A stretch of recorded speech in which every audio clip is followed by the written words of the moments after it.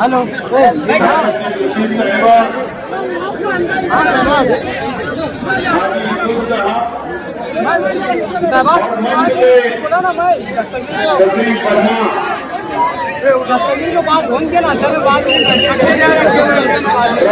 Congress party के तमाम और इलेक्शनी जलसे के अंदर मौजूद तमाम हमारे बुजुर्ग हजरात, तमाम नौजवान साथी और जहाँ तक मेरी आवाज जा रही है ऐसी मेरी माँ और बहनें और तमाम मीडिया के तमाम साथी,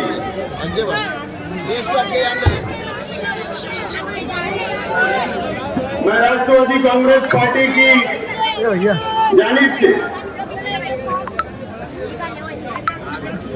और मालेगांव शहर की जानिब से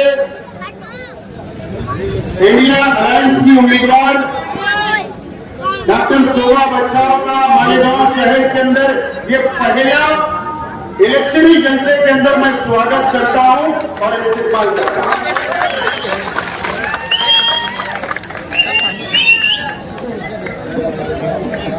और आज के जलसे के अंदर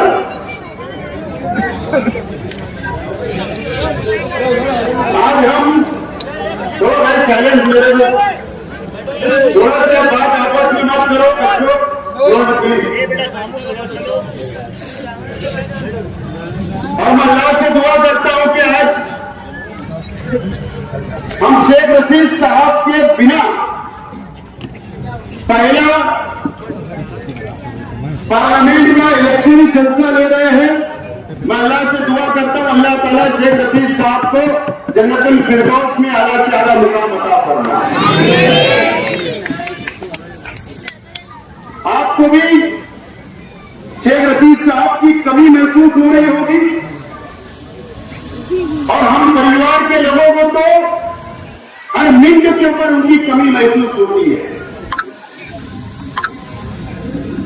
अगर आज शेख रशीद साहब होते तो हमारी इस मंच के ऊपर बैठकर सरपरस्ती करते, तकरीर करते और आप लोगों से वोट मांगते और हमारी क्यादत करते।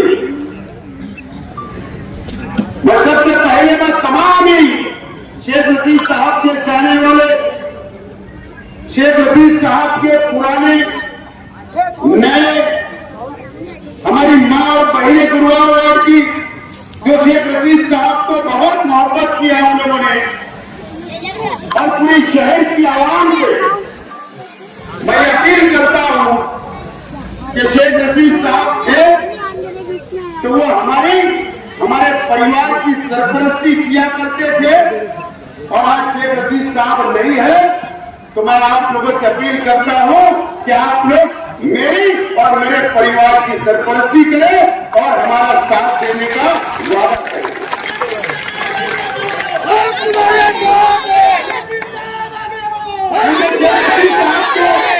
बिना हम लोगों को सफर तय करना है।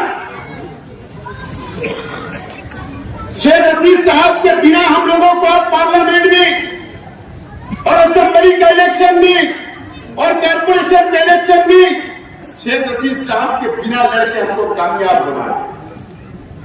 शेख रशीद साहब ने अपने 40 साल सियासी जिंदगी में कई लोगों को कॉर्पोरेटर बनाए, कई लोगों को ओहदे दिए, कई वर्करों को बनाने का काम किया, कई मां बहनों को बनाने का काम किया, कई गरीबों के सर के ऊपर हाथ रखा, कई नौजवानों का मुस्तकबिल बनाने का काम किया और ये शहर का विकास और डेवलप करने का काम शेख रशीद साहब ने किया। आज उनके विचार को आगे ले जाना है और वो भी शेख रशीद साहब के बिना हम लोगों का सफर तय करना है। ये शेख आसिफ अकेला सफर तय नहीं कर सकता, मेरा परिवार ये सफर अकेला तय नहीं कर सकता। पार्लियामेंट का इलेक्शन हम अकेले नहीं जीत सकते, असेंबली का इलेक्शन हम अकेले नहीं जीत सकते, हम कॉर्पोरेशन का इलेक्शन अकेले नहीं जीत सकते। आप लोगों का साथ के साथ रहा, वैसे हमारे और हमारे परिवार के साथ रहना निकाला। और मुझे उम्मीद है कि आप लोग शेख हसीना साहब कभी न कभी आपके काम आए होंगे, और जरूर मुझे उम्मीद है कि आप लोग हमारा साथ दोगे दोस्तों। ये पार्लियामेंट का इलेक्शन है। मैंने कहा कि जो अनुमान हमारे थे कि शहर के मुकामी लोगों का भी समाचार लेना है, लेकिन मैं आखिर आज हमारा मुकाबला भारतीय जनता पार्टी से, एक तरफ इंडिया अलायंस और दूसरी तरफ एनडीए अलायंस। एक तरफ कांग्रेस के नेतृत्व में इंडिया अलायंस बना, गठबंधन बना, और एक तरफ नरेंद्र मोदी की क्यादत में एनडीए तैयार हुआ, एनडीए गठबंधन बना है।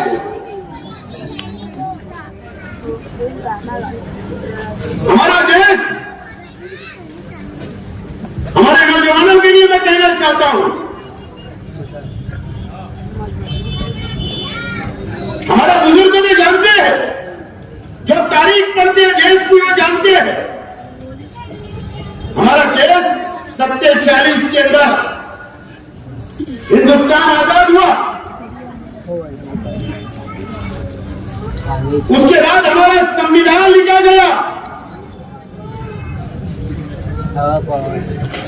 संविधान डॉक्टर बाबा साहेब अम्बेडकर ने इस देश के हर मजहब को रहने वाले, हर धर्म के लोगों के लिए इंसाफ करने का काम किया, आजादी देने का काम किया।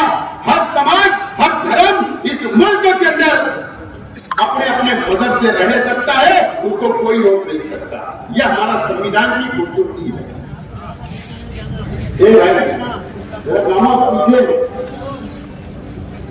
यह हमारे संविधान की खूबसूरती है। आज इस मुल्क के अंदर 1947 के अंदर इस मुल्क आजाद हुआ। अंग्रेजों से इस मुल्क के अंदर, इस देश के हमारे पुरखों ने, हिंदू, मुसलमान, सिख, ईसाई ने लड़ा, अंग्रेजों को भगाने का काम किया, देश छोड़ने पर मजबूर किया, और वो देश छोड़ के चले गए। हमारे उन्होंने ने आजादी दी, कुर्बानियां दी देश के लिए। और जब इस बंटवारा हुआ आजादी के बाद, जब पाकिस्तान अलग हुआ, हिंदुस्तान से दो टुकड़े हो गए, पाकिस्तान अलग हुआ, उस वक्त नरेंद्र मोदी को यह हक नहीं था कि वो पाकिस्तान जाए।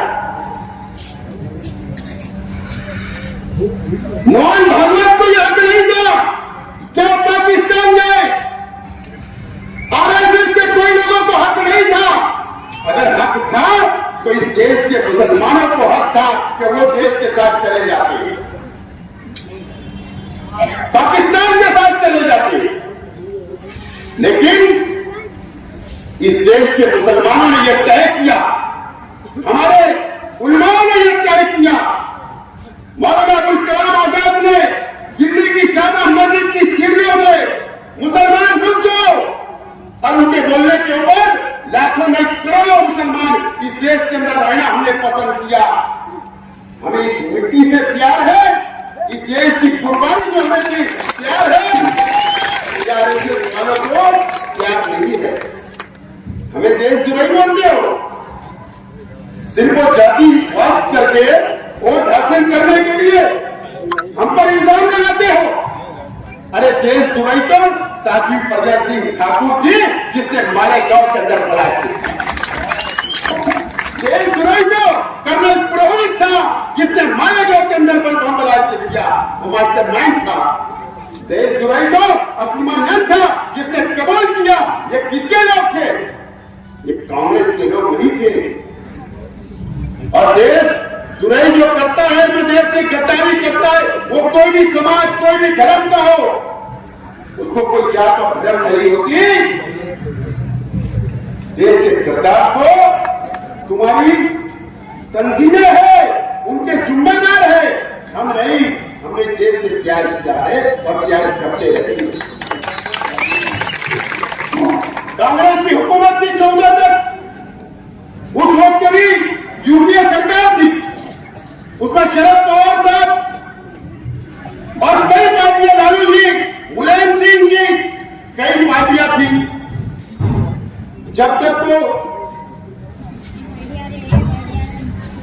हम सुरक्षित थे, हमारी हिफाजत होती थी, हमारी शरीयत की हिफाजत होती थी। उसके बाद मोदी जी, आज अगर इस देश के अंदर तुम्हारे उल्टी गिनती इस इलेक्शन के अंदर शुरू हुई है, तो इस देश के हिंदू, मुस्लिम, सिख, ईसाई ने आपका चेहरा, जो आपके चेहरे से नकाब उतारा और जो तुमने बांटने का काम किया, इसके लिए आज आपको ये तकलीफ का सामना करना पड़ रहा है इस मुल्कों के अंदर, और दर दर भटकना पड़ रहा है।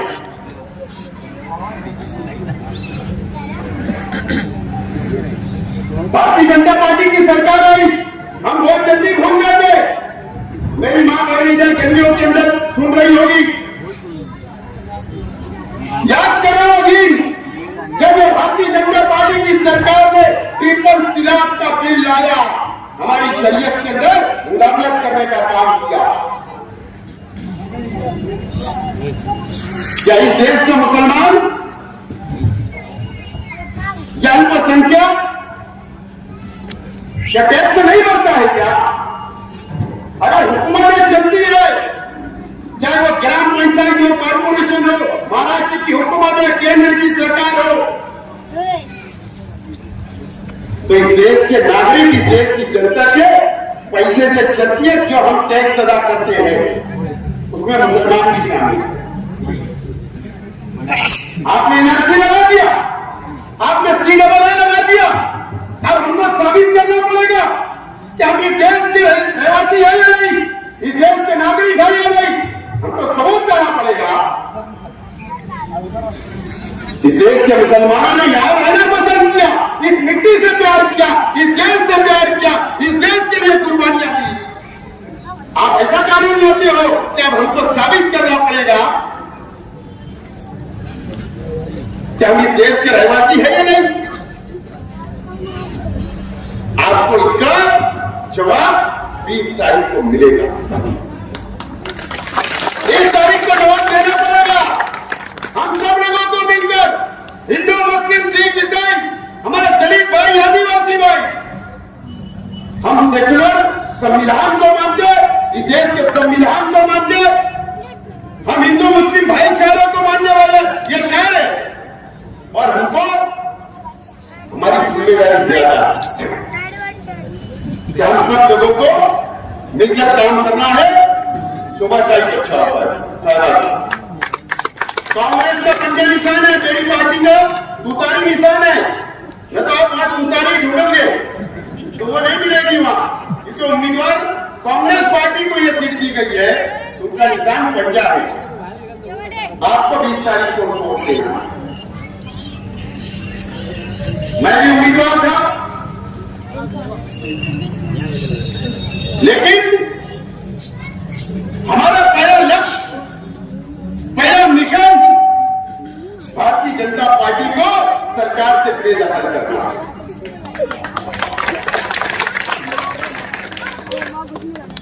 हम वापस हो गए।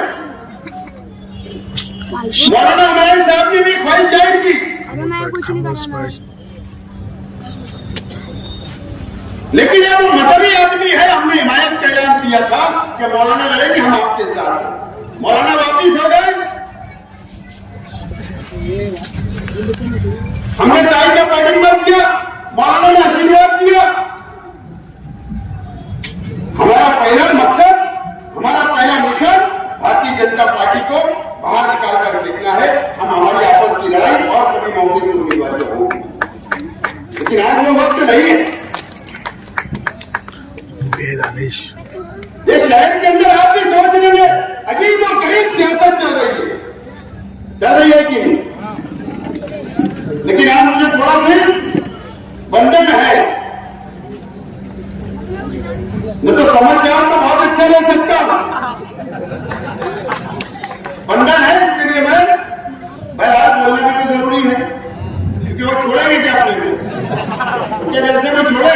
तो अपने को भी छोड़ने का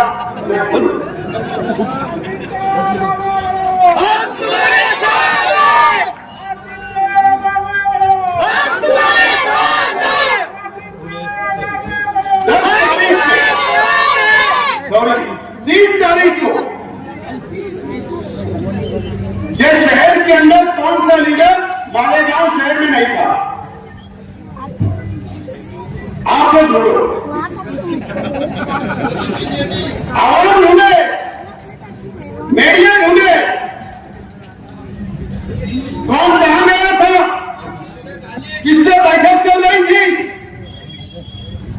वो 100 किलोमीटर दूर गए थे, हमारे जिले के हेडक्वार्टर में गए थे, क्या रियासत के हेडक्वार्टर में? आप ढूंढो। लेकिन बहरहाल देखो, एक बात सुनिए, मैंने पार्टी ऑफिस के जलसे के अंदर कहा था, मीटिंग के अंदर, कि कुछ तो खिचड़ी पक रही है, वो हरे कलर की है या कौन से कलर की मुझे।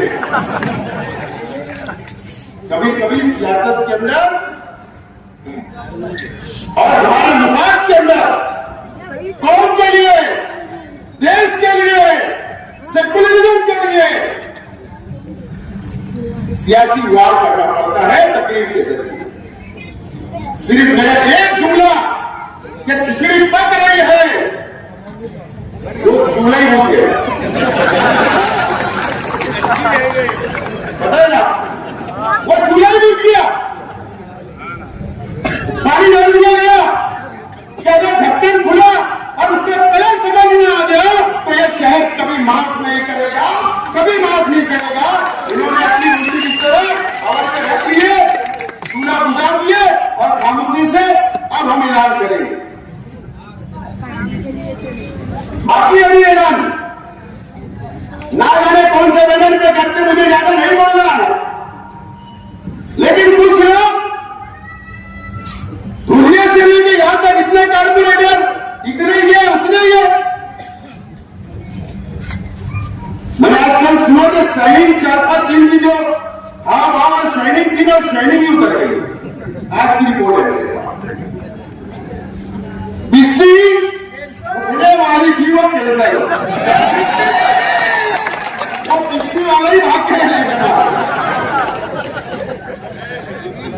वो चेहरे की रावत, चेहरे की खूबसूरती, लाली पाउडर सब उतर गया, सब उतर गया। यूसुफ साहब, मैं आपको बोलता हूं कि अल्लाह का करम है, शेख रशीद साहब ने जो ये हरा भरा करके गया, जो इनसे मोहब्बत की, अल्लाह का करम है। हमारे सब होने के ऊपर हमने आज जलसा लिया है, हमारे बलबूते के ऊपर, ये वर्करों के बलबूते के ऊपर, ये शहर के आवाम के बलबूते के ऊपर। तो मेरा चैलेंज है कि इंडिया अलायंस के लोगों ने भी अपने बल पर लेना, बाहर के लीडर के भरोसे जलसा, बाहर के लीडर के भरोसे नहीं। फला आएगा तो हम गलती लगेगी। अरे वो बंदर की मदारी आता ना तो भी लोग जमा हो जाते हैं। ये सब होना चाहिए, दूध के पानी होना चाहिए। किसी को असेंबली लड़ना है, किसी को मेयर बनना है, सब बनिए। ये आजाद हिंदुस्तान में सबको अधिकार है, सबको मैं दावत देता हूं, सब करेंगे। लेकिन आज मैं आप तमाम लोगों को, खास तौर पर गुरुवार वार्ड के आवाम को, शहर में शेख रशीद साहब के चाहने वालों को, मेरे चाहने वालों को, पार्टी के चाहने वालों को मैं कुछ बातें बोलना चाहता हूं। शेख रशीद साहब का इंतकाल हुआ, कितना महीने हुए? 5 महीने। कल 5 महीना हो जाएगा, बराबर। 5 महीने के अंदर इस शहर के अंदर कौन कौन सी साजिश रची गई, यह आप लोगों को नहीं पता होता। आपने अखबारों में पढ़ा होगा, और शेख आसिफ कभी झूठ नहीं बोलता। मैं जाहिल जरूर हूं, आलिम नहीं हूं, लेकिन अल्लाह का खौफ है, जब भी बोलता हूं सच बोलता हूं।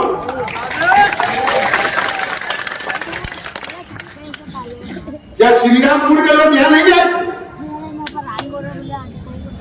किसके लिए आए थे?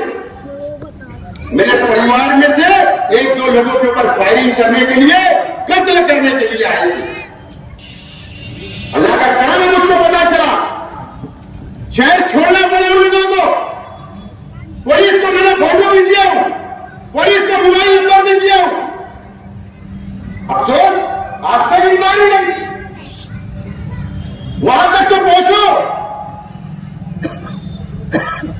अगर कोई हमारे सीने पे आएगा तो हम सिर पे लेकर पटकना चाहते।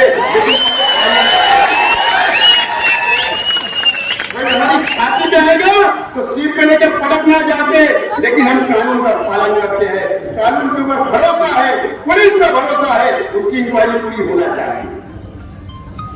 गोरखपुर से कौन आया था? यूपी से। कहां उनके थे? किसकी मोटरसाइकिल इस्तेमाल हुई? क्यों इंक्वायरी नहीं हुई?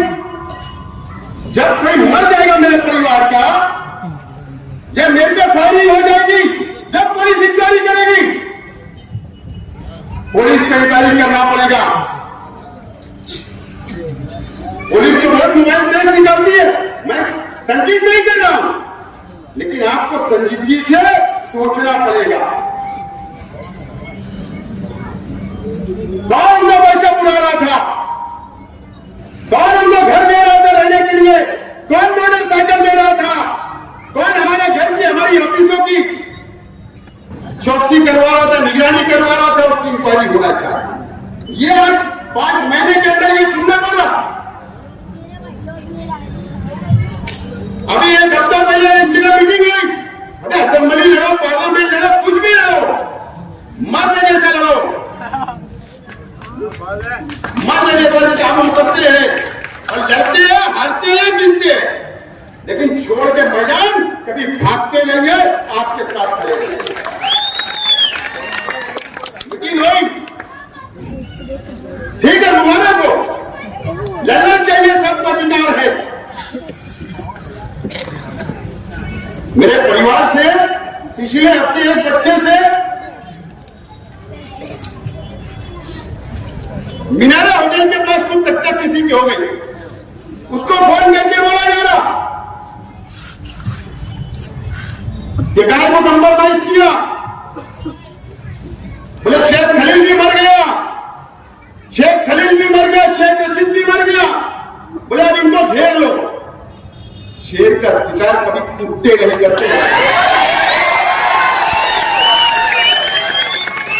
शेर का शिकार कभी कुत्ते नहीं करते। और शेख रशीद साहब ने वैसा बना के गए कि 25-30 लड़के हैं, हर साल एक भी शहीद हुआ तो 25 साल सियासत करने हैं, आपका साथ घेर लो, बकरी के बच्चे हम घेर लो। शेख रशीद साहब अगर मुंह पे हाथ रखते थे तो 10 दिन लोग सोचते थे। हमने वो रास्ता छोड़ दिया। संविधान का, कानून का मानने वाला, ईमानदारी से मोहब्बत की सियासत कर रहे, हमको करने दो, कितनी भी प्लानिंग होने दो। और मेरे भाई, मैंने सुना उसने एक को मैंने मार लगी, उसने सुपारी लिया, दूसरे को ट्रांसफर कर दिया। बोले क्या? बोले एक बात अकील का काम, अकील का काम अभी के बच्चे से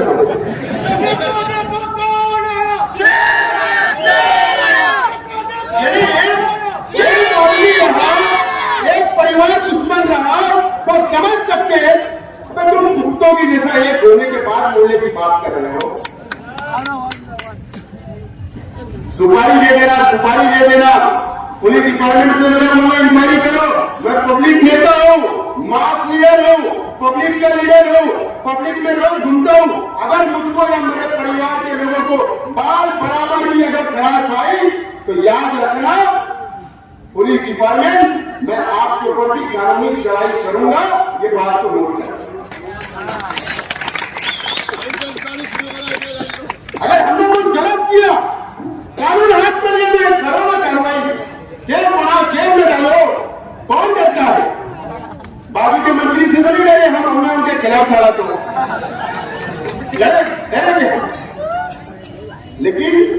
मैं आज सुभाजी को बोल रहा था कि तुम काय को लेके चले जाओ तकरीर के बाद मतलब आज फायरिंग होने वाली है सवाल की। लेकिन बड़ी सिवलिंग चलाने वाला था भाजपा के आरएसएस के, क्योंकि उन्होंने इतनी तकलीफ मुसलमानों को दी, इतने कानून बनाए। मैं कानूनी बात कर रहा हूँ भाई, लेकिन मैंने मर्यादा में बोल रहा। लेकिन अब ये शहर भी नहीं, न चलेगा नहीं, और न इस देश के अंदर इलेक्शन हो रहा है एनडीए वर्सेस इंडिया है। ये हमारी अपनी जिम्मेदारी है कि 20 तारीख को घरों से निकलना पड़ेगा, मां बहनों को भी, नौजवानों को भी, बुजुर्गों को भी। तो आपके घर रिक्शा आए ना आए, वर्कर आए ना आए, अगर आपके पास स्लिप नहीं पहुंची तो 2 दिन पहले हासिल करो और अपने पोलिंग बूथ के ऊपर जाकर कांग्रेस के पंजा निशान पर हमको वोट देना है और इंडिया अलायंस को सत्ता पे बैठाना है, ताकि काले कानून जो हमारे खिलाफ बने वो काले कानून खत्म हो जाए। कांग्रेस में इख्तिलाफ हो सकते हैं, तुम्हारे हो सकते हैं, मुल्क में हो सकते हैं, लेकिन ये जगह नहीं है, वक्त नहीं है। पहला नंबर बीजेपी हमारा दुश्मन है, उसके अलावा हमारा कोई दुश्मन नहीं है, सब हमारे भाई भाई है। हम अलायंस में देखो कितने लोगों की तस्वीर लगती है, सोनिया जी, ममता जी, येचुरी जी, जैनवाड़ी जी, केजरीवाल जी, उद्धव ठाकरे जी, स्टालिन जी, राहुल जी, अखिलेश जी, तेजस्वी यादव, कितने लोग हमारे साथ है। ये अलायंस अगर जीत जाएगा तो हम सुरक्षित रहेंगे, काले कानून नहीं बनेंगे, हम आजादी से जी सकते हैं। और इंशाअल्लाह मुझे उम्मीद है कि हम सब मिलकर, हिंदू मुस्लिम सिख ईसाई मिलकर ये भाजपा का खात्मा करेंगे और 4 जून को जब नतीजे आएंगे तो इंडिया अलायंस की हुकूमत बनेगी। मैं आपसे अपील करता हूँ 23 मई को वोट देने के लिए निकलना है। बहुत बहुत शुक्रिया, खुदा हाफिज। मुझसे कोई जाने का गलत जुमला निकला तो मैं वापस लेता, माफी चाहता, शुक्रिया, अल्लाह हाफिज। और हमारा आने वाले जुमा का जो जलसा है वो नया इस्लाम सर्वे नंबर 57 में शिकारी चौक पे होगा, आप लोग शरीक रहे।